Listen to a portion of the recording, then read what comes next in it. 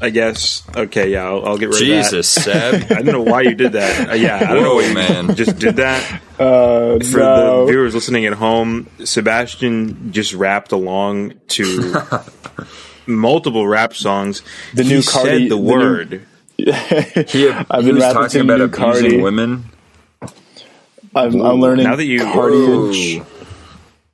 When you ask someone, hey, do you say the word when you're rapping like alone in your home and no one's around to hear it? We know the answer now is that you say it. Go ahead. Ooh. Cancel me. It won't be honestly, I need when employers Google my name, I do need something else that comes up than widespread voter fraud. So yeah, if it's the fact that I say the N-word to myself. Not a good stat. It's not a good stat to have. Okay, so we need to find some info on this guy. He attempted to commit widespread voter fraud, or at least was credibly accused of it during the 2020 election. By Rudy Giuliani. And B, by Rudy Giuliani. And B, we have on good authority that when he raps along to music in his home, he does say the N-word. So we will not be moving forward with this candidate.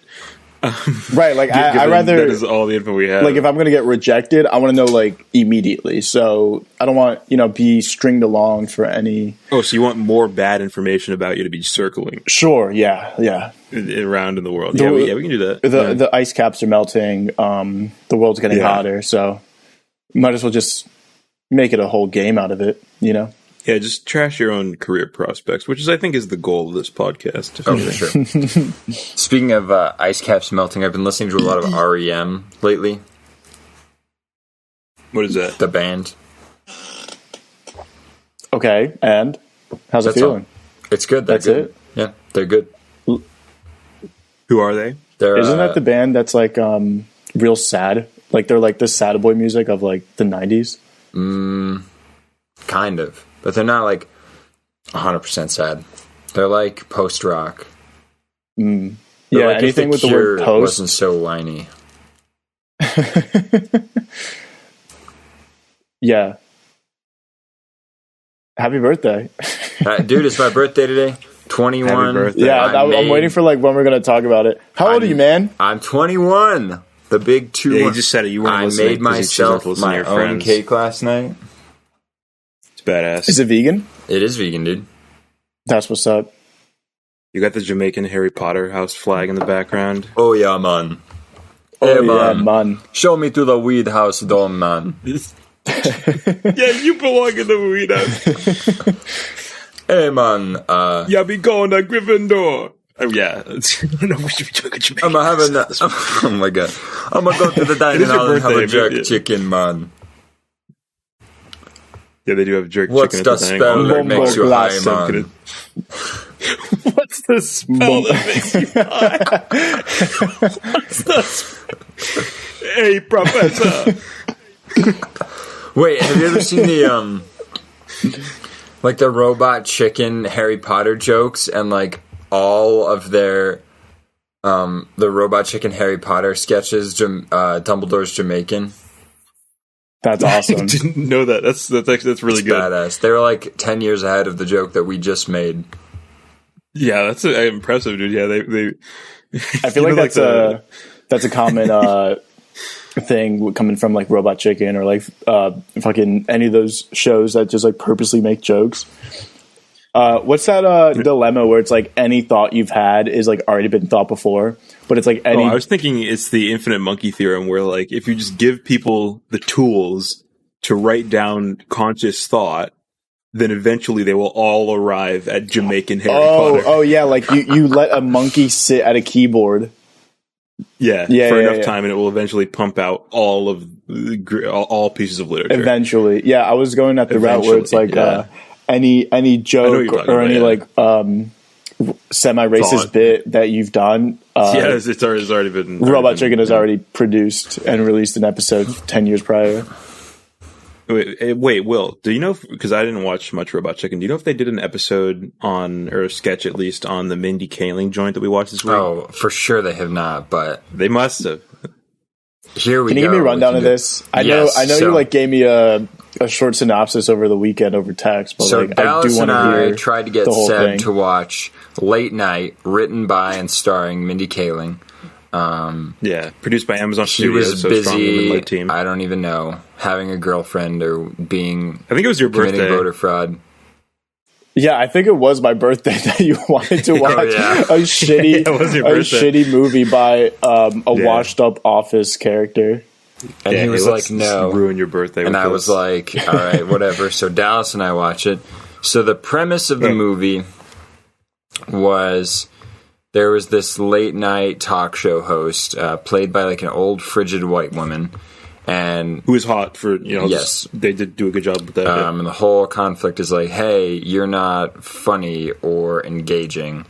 So she was like, we want to hire a woman for our writers team to make you more relatable. And they hire Mindy Kaling, the funniest woman alive. Right. Right. What's weird is so I'll get into it later, but what's weird is that like none of like so she wrote this movie. Mindy Kaling wrote this movie. So it's like a clear example where like you can give yourself all the points you want. You can like make a stance, make a comment and be like, women are funny. Like, we have just as many opportunities as men do. But they literally go out of their way to make sure that like none of the women in the movie are funny. or likable or likable. Like Mindy Kaling's character is like way too emotional and not funny, and like the plot points are like that she is not funny and does not get along with anyone. And then like the main woman, like the talk show host, I'm literally forgetting her name, but like she's a pretty famous actress. But like they write her to not be funny, to not be relatable. And then the other two like main women in the movie are like the talk show host's manager and then like the talk show host's like publicist. And then they write both of them to be like, one's like a dickhead, like a really like an asshole, like wants to replace her and like says she's washed up and stuff. And then the other one is just like trying too hard, like, and that's her character. Classic so it's dynamic. like really weird. Like, wait, so all the women are written like really horribly and antagonistically. It's really weird. Is Mindy Kaling like is that her name in the movie, or is it just like... No, I think it's like... Mindy Kaling starring as... I'll tell you what her name is. Her name in the movie is Molly. What do you think she wrote her own last name as? Is she like canonically Indian? What? Patel. What do you mean? Patel. Well, yes, but what do you mean is she canonically... Like, what are you talking about? Or what do you mean? Like, is she like in like is it canon that she's Indian? Yeah, in the movie. What's the alternative? What is the alternative? What are you talking about? Well, you know how like in like all these movies that are written by wannabe like progressives, they're like, oh, everyone is just like ambiguously just like not tied down to a no country, definitely, like that's just like she's definitely Sebastian. Indian. Literally there's a huge part of the movie like you talking about. That's like a real thing. It's like canonically her race. You can't just what are you talking about, dude? There's that's like a real thing that people like write movies where like there's this, so all the other writers in for the show are white dudes in their 30s. And like side note, so Mindy Kaling obviously wrote all the jokes for the movie because she was the screenwriter. All the jokes she wrote for the dudes to be like, oh, these guys are obnoxious, like they're misogynistic, they write like bad comedy. All the jokes she wrote for them are the funny jokes. Yeah, it's hilarious. Awesome. Incredibly likable and funny. Yeah. But there's this one scene where like the head writer of the show is like standing at a hot dog cart or whatever, and he's like talking about how hard it is to be a white man in America, and then he turns around and Mindy Kaling's character is like standing right there, and I'm like, this is so like you couldn't like if a little contrived. It's like a little too on the nose. Exactly. In New York City, would she really have heard him from that distance being like, yeah, she's a diversity hire? I would like to note also, I don't know if Mindy Kaling is making like a secret, like fiercely anti-woman stance with this movie or something like that. But a lot of like, okay, what is the message of the movie? What is the proposed thesis of this movie? I think is that like, women, is that comedy is largely dominated by white men, and there should be more opportunities for women because they are can be funny, they can be more than capable of doing the job. Sure. And we need to create, which is like, it's great. I can get behind that. I can get behind that. Yeah. But the way that this is written antagonizes women more than we ironically do on this podcast.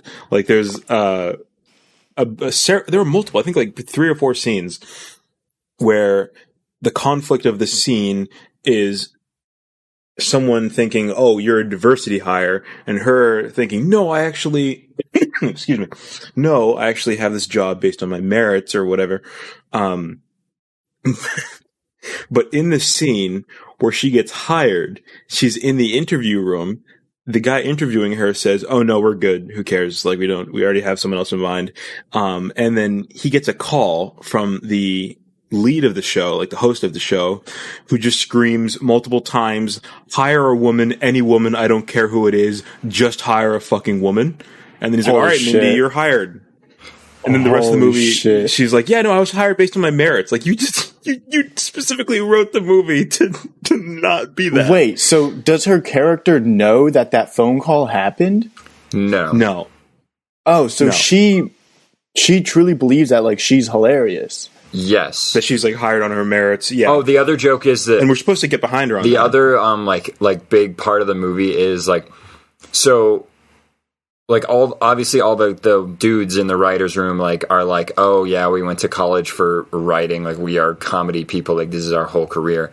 And Mindy Kaling's character's job before she gets hired for like as a writer on the show is that she works at a chemical factory. Yeah. Oh yeah, definitely a profession that produces funny people. And so like that, literally, like I don't get it, like because like I'm all That's for so weird. Like, oh, a movie has like a clear like message that like we need to stop being sexist or we need to stop being racist, but the whole thing is written to like that. The whole point is like that this woman is not a funny person. Yeah, and is just getting incredible opportunities based on the fact that she is just a brown woman. Okay. Like, that is how the movie is written. Okay. Even though that is directly antithetical to what the messaging is clearly trying to be. Oh, and then there's another thing. Like, so there's that guy who's like, oh, you literally just got hired because you're a brown woman. Like, you're a diversity hire. I don't like you. And then by the end of the movie, they end up sleeping together. Oh, awesome. Yeah, so his arc, So that's his like, arc is that he's like, I hate Indian women, and then he learns how to stop hating Indian women, and then he fucks. So he's wait. So Mindy Kaling wrote this movie to have her character, who is a diversity hire that she never knew was a diversity hire, and has an enemy, I'm guessing, throughout the entire movie. Yeah. Which is a white man, but they resolve their problem. A nepotism hire white man, by the way, who's like an Ivy League. His dad got on the job, like that sort of thing. So it's another like a different form of like nepotism. Right. Yeah.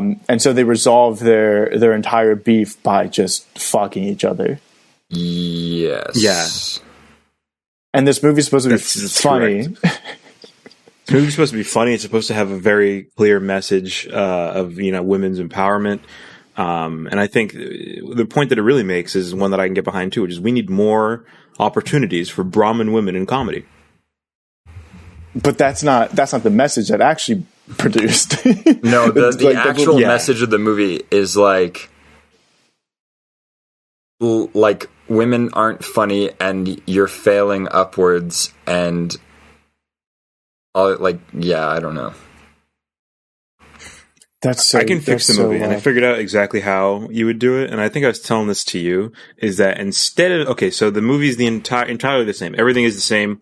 All the characters, setting, the beats, everything is the exact same. But instead of Mindy Kaling, you have Kevin Hart.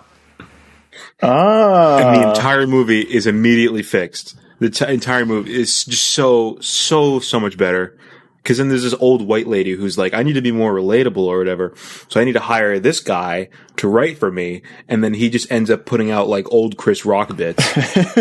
so then this lady's on late night who looks just like, I think this was a purposeful decision. They made her look just like Ellen DeGeneres. Yeah, she has like the same hairstyle. Exactly, yeah. So and kind of dresses the same. Just seeing like this old, kind of dresses the same, looks roughly the same. So a lady who's like that old, looks like that, literally just on stage on this talk show doing like there are two kinds of black people. Mm-hmm. Mm-hmm. The movie would just be so much better. Yeah, I'm already in. Well, it's like the thing with like Mindy Kaling is that I feel like her vibe as a comedian is like, yeah, during the day, I, put my nice pretty dress on and I look badass, but then at night I drink one with the boys and we just shoot the shit. Like that's the vibe really I get from her. Is Mindy Kaling was also a writer for The Office, right?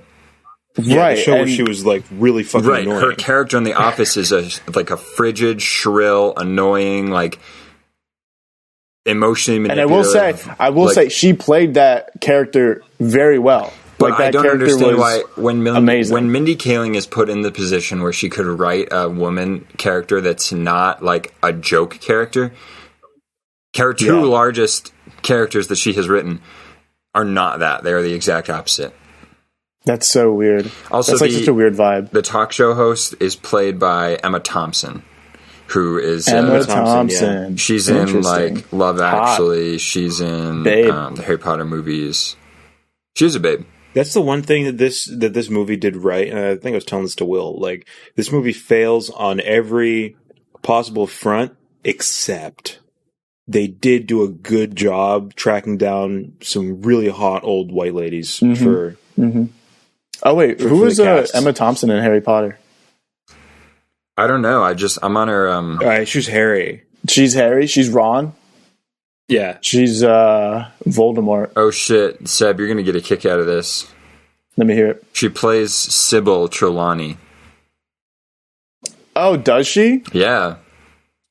Oh, I love Sybil. That's actually really good makeup. I did not know until I just checked her Letterboxd page. Yeah, I'm such a big fan of Sybil. She's a babe. Picture? Can you send me a picture of whatever the character is that you're talking about? So you know like those alt girls that wear like big glasses and they have like dreads and they're white? Like the bitch that died in the bathroom? No. I'm talking about like in real life. Oh. And they smoke weed and they drink tea. You know the vibe? Like, are you like picking up goth girls with dreads? But I do see no, like they're not goth. And it haunts me. Check the group chat, Dallas. The group chat. All right, let's check this. Oh, that was her character. Whoa, that is really good. Wow, they did a really good job making her look like fucked up and stupid. Yeah, that's basically. Good job. I'm a big fan of Sybil. I'm gonna look up Rule 34 Sybil when we watched the pod. Well, we watched late night, but wait. So how does it end? It ends. We couldn't finish it, but I think we couldn't finish it. But I skipped around. I watched it last year. You didn't finish it? Like it was that bad? Yeah, we stopped. I watched it last year, and then I think he just kind of like skimmed a little bit. So the whole premise is like that the talk show host played by Emma Thompson, she's not relatable and they want to cancel her show. So she's like, oh, I got to like turn this shit around. I got to start like actually making like things that people like comedy that people want to watch. So she starts doing like jokes about, this is so weird. Like she's like, I'm an old white woman. So like what kind of comedy can I make? And like, so all of her jokes are like, I'm racist and I hate men. Like at the beginning of the movie, I was like, I bet they're going to put some kind of like white supremacy joke in here. And then about 3/4 of the way through the movie, they like run a bit on the fictional talk show where she's like pretending to be a white supremacist. Jesus and I'm like, Christ. holy shit. So essentially, like, she starts getting picked up. They're like, people are like, oh man, she's funny now. Like, and then Mindy Kaling, like, and her and like the host of the show start to become friends. Even though, like, at the beginning of the movie, she's like, oh, I have a hard time, like, relating to other women. So, like, they become friends. She basically becomes, like, the head writer on the show, and then she fucks that white dude, and then the movie kind of ends. So she becomes head writer after being a diversity hire. And she's the one who proposes all the bits where they're like, you should joke about being, like, racist, or you should joke about being, like, you know, like, hating men. Oh, like, does she kill it? Like, once she starts doing those jokes, is it like... Yeah, like a home run? Everyone's like, oh shit. It is. Yeah, everyone likes it, yeah. That's so weird. Oh, and then there's, like, a weird, like, there's a Daniel Tosh ripoff character in there. Man, this is... I feel like like you're describing a movie from, like, 2000...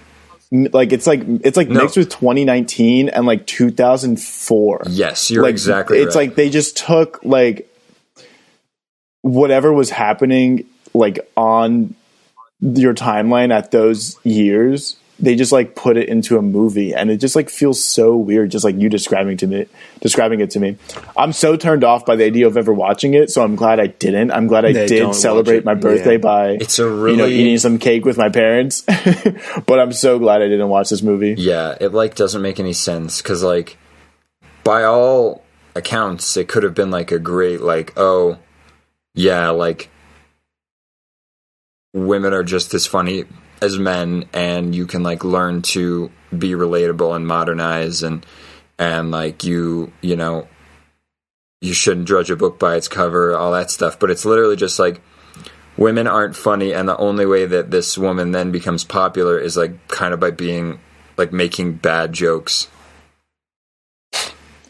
I'm getting the like, Mindy Kaling wanted to write her Happy Gilmore, but she also had to make it, like, PC towards women.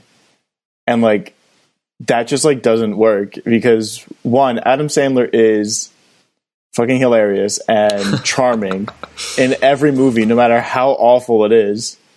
Yeah. And even when, like, he has a full anthology where his characters are just like, I'm gonna act like I have a very severe mental disability for 90 minutes. He has more than 3 movies where he pretends to be a mentally handicapped person, and there really he's gotten away with it too. Like, yeah, he has. It's like he's openly stated. He's like, yeah, like I filmed 50 First Dates because I wanted to pretend to bang Cameron Diaz and invite my, like, 7 closest friends.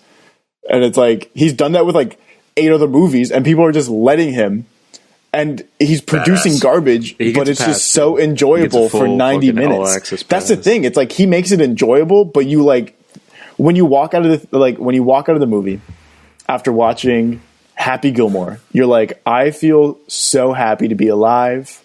The air is so much crisper.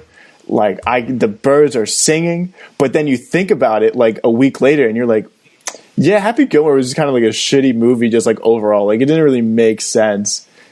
But with Mindy Kaling, with this movie you're describing, it seems like you're getting none of, like, the instant gratification and all of the regret.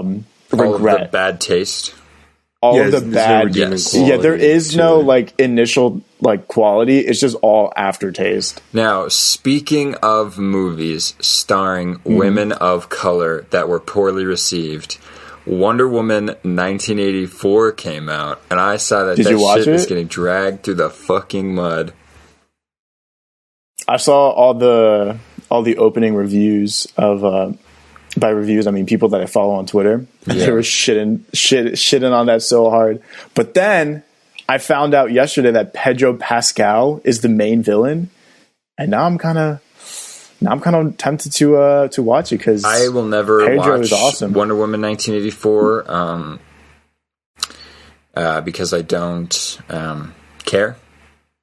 But if you wanted to watch it and give me a quick rundown, all I heard was that the like main conflict is that there are these people who are like, we want to own our own land, and Wonder Woman's like, oh no.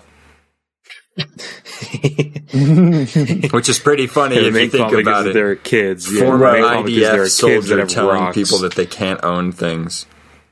A bit on the nose. It's so badass. And apparently there's a scene where she saves a bunch of there's a scene where she saves a bunch of Middle Eastern kids from being hit with a missile. That's really funny. So that's actually that rocks. Chef's kiss, so good. That's so fucking good, dude. Yeah, the main conflict is that Pedro Pascal plays a child that has a rock in his hand. just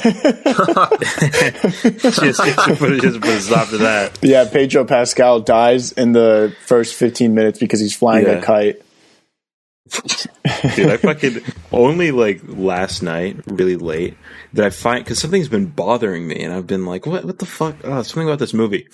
The thing that's been bothering me is that this whole time, Wonder Woman and Captain Marvel have been the same character in my head. This is so funny I've been to me. really confused because I'm like, hold on. So Captain Marvel takes place in like the 80s or whatever, and this is Wonder Woman 84.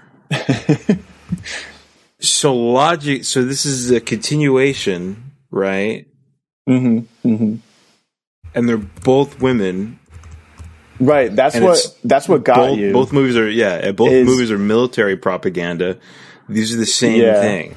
So you really thought that that Captain Marvel and Wonder Woman were the same?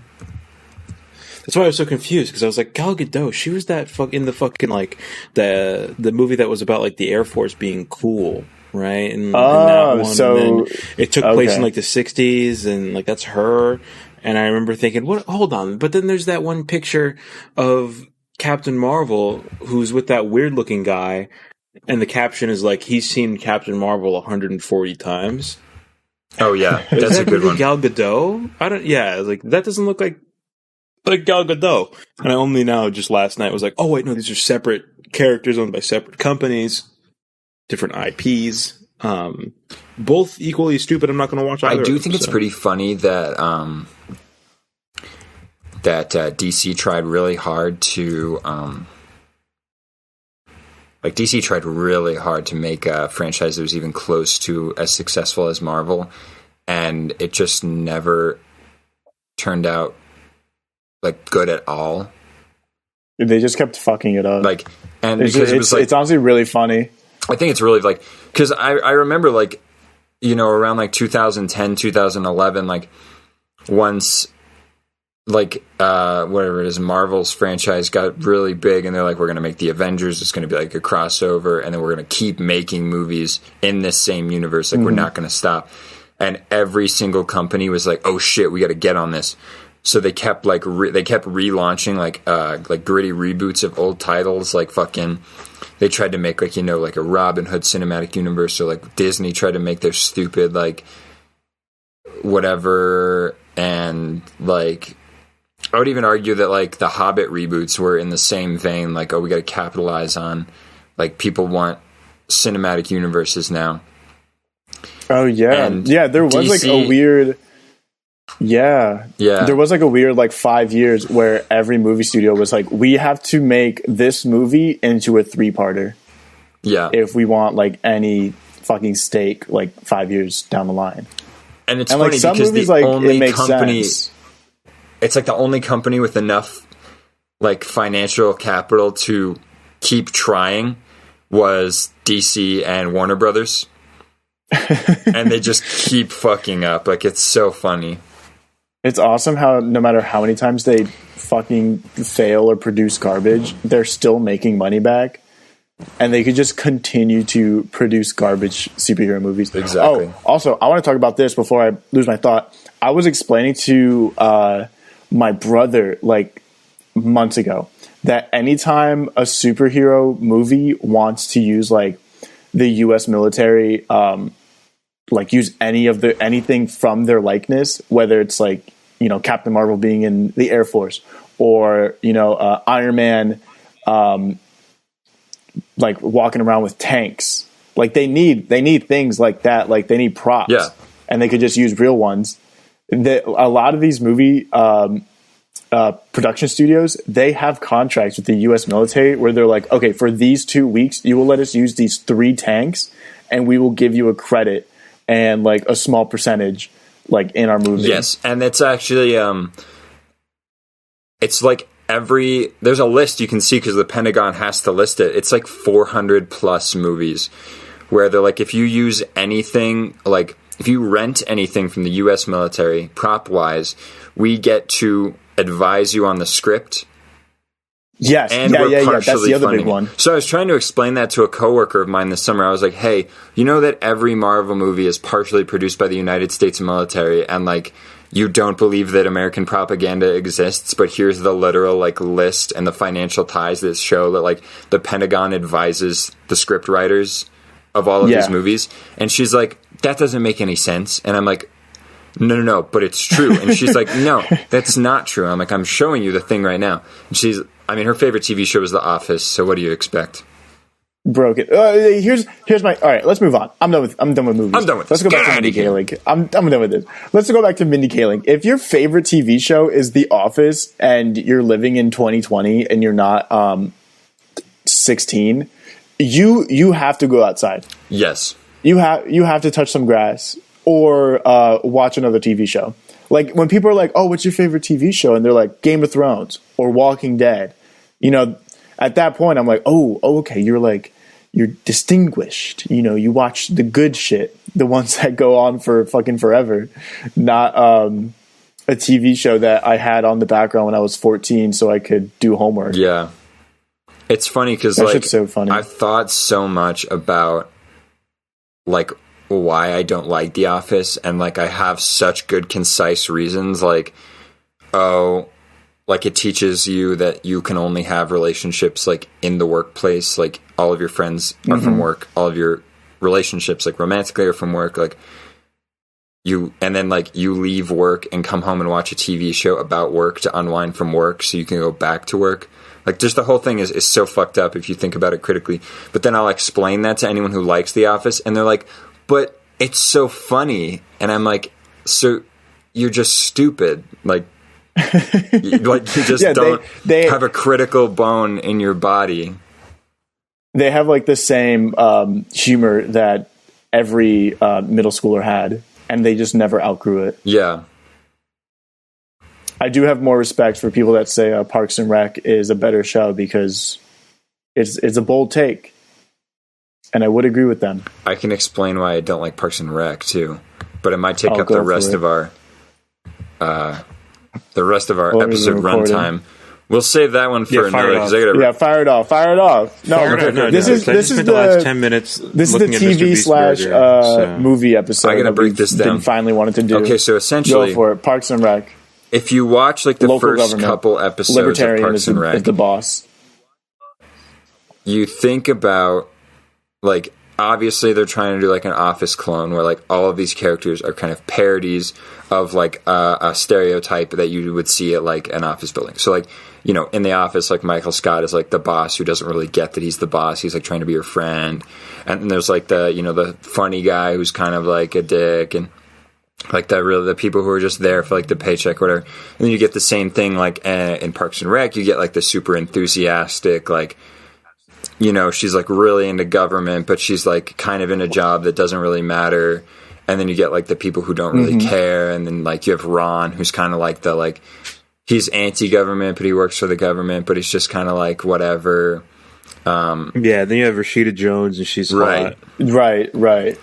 And then you got Andy, who's just a lovable guy, but then you find out he's a Republican, and you get blown away. Poor Chris Pratt. But like the problem is that The Office and the Parks and Rec have the same problem as they get into their later seasons, which they stop making their characters like parodies of themselves, and then they just lean into the bit of like, this is the archetype of this character. So like instead of being like, oh, Leslie Knope is funny because she's a bureaucrat who doesn't get anything done, and that's why like it's funny. You're like, oh my God, it's so cool how Leslie doesn't get anything done in government and how she's like objectively bad at her job. Right. Yeah. And then you start like, as the later seasons go on, they kind of move outside of like the building that Parks and Rec takes place in, and they kind of go to like the community. And you see that like Pawnee, Indiana is like super poor. All the citizens are super obese, and it's kind of played off like it's their fault. Like, yeah, Leslie Knope is like, oh, the citizens are so stupid. They only eat like fast food and all their houses are terrible. But like, she is in the government and is specifically responsible for this. But she is like blaming the individual, which if you think about like the tenets of neoliberalism, it like shifts the blame from structural. It's a perfect neoliberal show. It shifts it from like the structure to the individual. So like it's perfect that Leslie Knope, who is like the perfect neolib, would blame the citizens of the town for being unhealthy rather than the town itself for trying to fix their like citizens' lives. Mm-hmm. It's the perfect show for like the neoliberal pipeline to just then become 5 years later an Elizabeth Warren supporter. Exactly. And if you think about it, like it's like all of Leslie Knope's heroes are like Hillary Clinton, Condoleezza Rice. She literally has like a framed picture of Margaret Thatcher in her office in the show. Yeah, so like you just start like, I don't remember that. Once you start like racking up like, oh, Hillary Clinton is her hero. Like, oh, Joe Biden is her hero. Like, that's XYZ. So funny how Margaret Thatcher. And then only because she's a woman, right? It's like, why else would Margaret Thatcher be your hero? Your hero, right? And then just completely different politics than what you actually want. There's like the mid-show arc where she gets elected to city council and then she like calls the citizens like stupid and they recall her. So like the citizens are the citizens of Pawnee are the antagonist of that story arc, even though they are exercising their democratic freedom to recall a candidate who does not have their interests at heart. But they are the bad guys in this scenario. That's so she funny. knows what's best because she's smart and right. Like she's exactly. Smart. She knows what's best for them. But they're like, "Hey, you're a dick to us. We don't like you, and we're like recalling you." And she's like, "Why won't you just let me tell you what you need?" The people of Pawnee, they need a revolution. Exactly, and that's why I don't fucking like Parks and Rec. All right. Well, is there any like fun TV show that you do like? He's gonna like The Simpsons. I'm starting The Simpsons later today. The Simpsons is a good answer. That is plugged into the Disney Plus. What else? I just logged into your Disney Plus. That's good. Don't make an account because my dad cannot know that I'm sharing. Oh yeah, no, I just went in on his your tab. free year of Verizon Disney Plus. So good. What do I like? You're just a movie guy. I think I'm more of a movie guy. Yeah, you can just say that. Like that's a good answer. Like for, I just honestly like my go-to is usually Breaking Bad. I only got through like 3 seasons of Breaking Bad. It's such a good show. I liked I liked Avatar: The Last Airbender, but I hated Legend of Korra. Yeah, I didn't like Korra that much. Are we going to get into the politics of Legend of Korra? Is that why you didn't like it? I could, but that's why I didn't like it. Okay, interesting. I would agree with you. I think that the antagonists being like different forms of economic structures is like really funny. Yeah, and like it's just like and like those are like the main like season arc bad guys. I remember, but I will say, in defense of Legend of Korra, the fight scenes are way cooler than Avatar. Yeah, I just remember watching like finishing Avatar and then being like, oh, like I've heard like Legend of Korra isn't as good, but like whatever, I got to get my Avatar fix. And then the villain of the first season is like, we want to be equal to the He's like, we want to be equal to the people who have more rights than us. And then like all the protagonists are like, but we are literally just better than them. Like, why do they want to be equal? And I was like, whoa.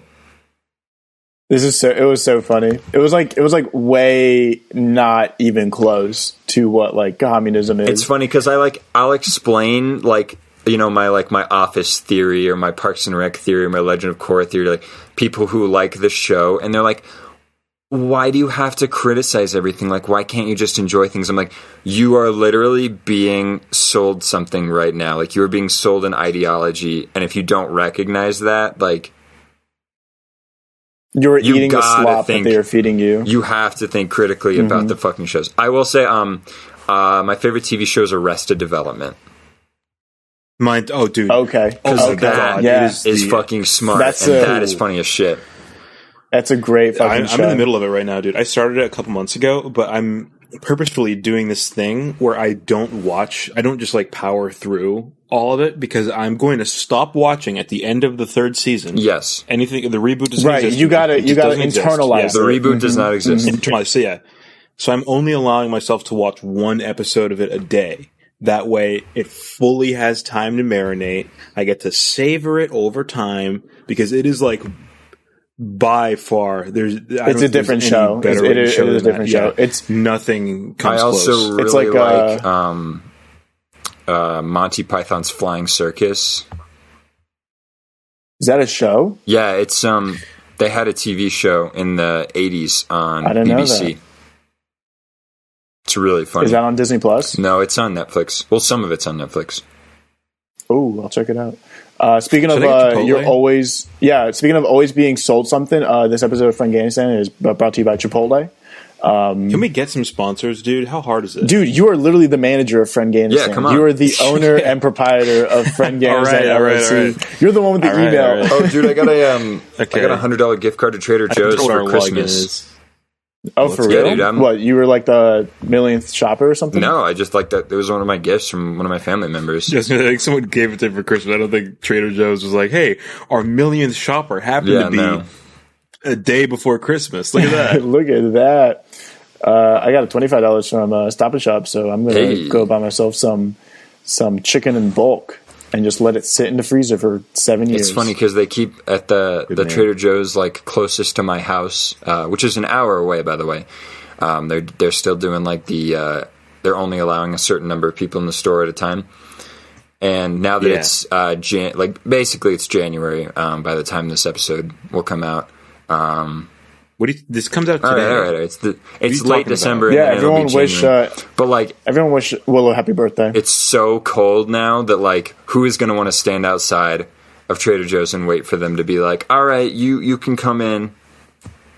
Yeah, it's like outdoor dining in New York City. Have you seen those? Yeah, that's dude, they do that. Those are awesome. They do that in fucking Colorado too. Like, I've literally driven down my like street and we'll like drive past a restaurant and like the wind will be blowing like 40 miles an hour and it'll be like 30 degrees and there'll be someone sitting out there like eating scrambled eggs and I'm like, you fucking stupid idiot. They're like, it's just literally, you're such a cuck. Like, you are so you need to eat at a restaurant so badly you're willing to sit and like. Yeah. So brain poisoned by the concept of wanting to be served that it has to be anywhere, even if it's fucking snowing and wind 40 miles an hour. Yeah, on my fucking birthday, my mom's like, oh, let's like go out and like let's get some food. And I'm like, Mom, where the fuck are we gonna go? It's one, global pandemic, we have to eat outside, and two, it's 20 degrees right now. Like, I'm not going out. Like, let's just order some Chinese food. My mom said the same thing to me today. She was like, and then my mom she's like, we can go for a beer. That sounds like a great idea. My mom's like, we can go for a beer later if you want. And I was like, I really don't want to. Like, it is literally snowing outside right now as I'm speaking. That's so good, dude. I'm happy this is how it is now because like the past 9 months, like people who are dining out are just like, you're doing a scumbag thing and the only people you're hurting are those around you. Mm-hmm. But now it's like, oh, okay, these people are still going to be doing it, but they're going to be suffering while they're doing now. It's more like they're inflicting pain on themselves. Exactly, which is finally, I feel like it has turned around. So I endorse outdoor dining now for the next, only through the end of February. I was going to say for about the next like 3 to 4 months, I'm fine with outdoor dining because you're just going to be freezing and miserable. Yeah, because you're not enjoying it. And I know that like you deeply down regret making that decision. you're still only doing it on principle, but you regret doing that. So I'm very glad that those people are upset and having a bad time. I do like how we've gotten to the point of like the American capital empire, where they just have completely ignored the calls to give their people, like their citizens, money. So they've just continued to force every worker to continue working even through the wintertime. And workers that only get paid through tips have to continue working. Oh yeah, that's why I got laid off, because like I worked at a restaurant and they're like, oh yeah, you can either work like 6 hours a week or we can lay you off and you'll probably get paid more. Right. Yeah. So it's just like that whole thing. But then we've gotten to the point of the pandemic is still going so strong even through the wintertime, and these restaurants cannot fucking close or else they'll go under, and the government just will not help them. So they just have to serve fucking overcooked burgers to slobs outdoors in 20-degree weather. And I do think there's something poetic to that. There's something beautiful to that. That's awesome. Where only in America can you get something like that. I was saying, like, I didn't get the 1,200, and I'm definitely not gonna get the 600 or the 2,000. Unemployment is boosted right now. So I still haven't gotten that shit, like dude. My approved for unemployment. Did you apply? I applied last week, so hopefully they'll get back to me. Stinky. I'm actually going to log in right now. Not right now. We're in see what the middle of the pod. Yeah, let's do it. Like, let's see what goes on. We're not even like long enough where we can, where Jack would be satisfied with the episode. Oh, dude, Jack true, fucking killed it on last week's episode. Yeah, he did kill it, dude. Let's not talk too kindly about him because we know he's going to listen. Fuck you. To this. Yeah, fuck you, Jack. Fuck you. Yeah, maybe we should end the episode relatively soon because I'm thinking that I might want to go to Chipotle. Chipotle is sponsor. It's really of gotten this, to that point. Or, can we get we are sponsored by the U.S. military. I know that I'm in charge of general business dealings, but how do we get sponsors? I think we just once we get a certain amount of listenership, then people will approach us, or we can then approach a few companies saying, "Hey, this is what our numbers look like. Do you want to advertise with us?" So basically, the work is really on you guys as well to get the numbers up. Yeah, if you want us to start making money, if you want us to start, no, I meant you two, but no, you're right. I do mean actually the listeners. Us, so Jack, as in Jack.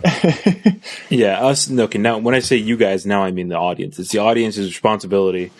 If you guys want more episodes, yeah, but you'd be getting the same amount of episodes. If you guys want better episodes that are significantly less phoned in, then get the numbers up for us. We start getting paid, and then But hey, money talks, and bullshit walks. There it is. There it is. Yeah. You know what? Let's cut it here, and then once we get that sponsored deal, then we'll start making episodes that are longer than 50 minutes. That's the plan, dude. No, this is plenty long, dude. Do we basically really said need an so much. episode It's longer about than 50 minutes. Like, how long does Jack Morgan really? It's about the quality of the pod. You cut out, but I'm going to assume that's. And we got a lot of content in this. Yeah, exactly. Yeah. So I think that's So we we end the episode on a call to action. We're cramming it in, dude. Everyone, take the streets. Take our stickers. Streets, take our stickers that we will be selling once we start making more money. Take our stickers, stamp them everywhere. Get arrested for vandalism. We know some graphic designers. I feel like it'd be pretty easy to get it from Gaines thing. We should probably start doing maybe like a little something. Yeah, having done like merch stuff before, like we could make that move.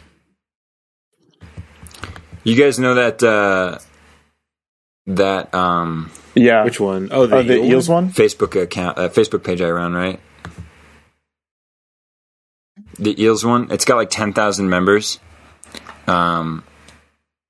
or something, and I never post on it. But I was thinking it'd be really funny if I came back on it and made it active again, just to plug merch. If 1 out of every 100 persons, like, hey, we made Eels like t-shirts. I'm not doing the math on that, but it's probably $200 or $2,000.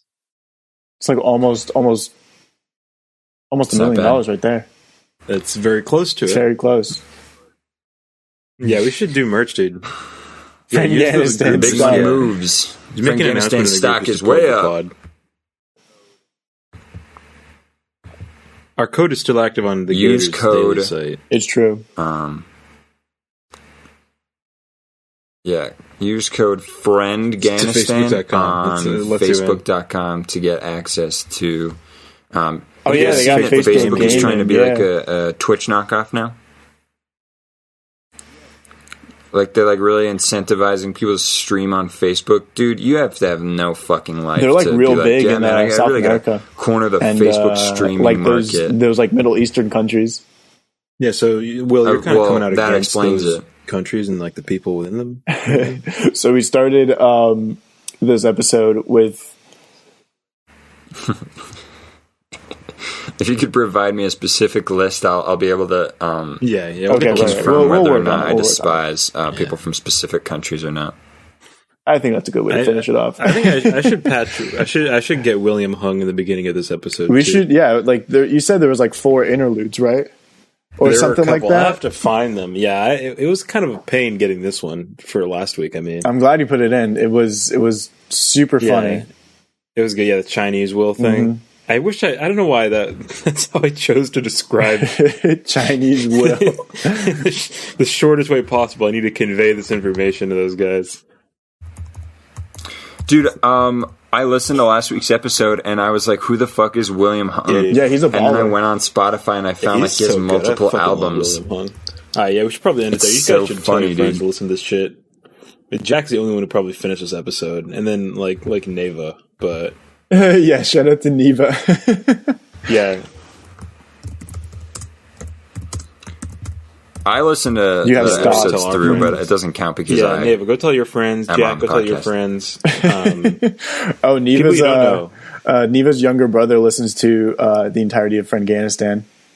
Really? Yeah. How old? He's 21. That's fucking good.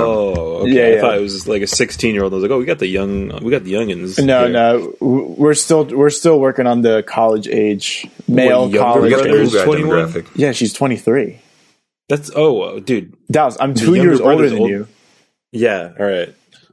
And so's Will now too. Will's also older than me now. He's 21. You're a fucking child, man. I gotta start hanging out with people my age. Hey yo. Yeah, you do. You're kind of fucking robbing the crib, dude. Yeah, I'm like rooming you too. Kind of are. Mm-hmm. It's a little problematic. Listen. Hey man, get groomed once, groom again. I think Jamaican Harry Potter. I do miss. Bomboclat. Hey man, those house elves are fine being slaves, man. Go for it. Just finish the episode off. Say goodbye. Can we outsource that? No, man. We don't have the money for it. It's a little weird that the goblins control the money, man. Yeah, we're cutting it there. Yeah, goodbye. Go see you next week.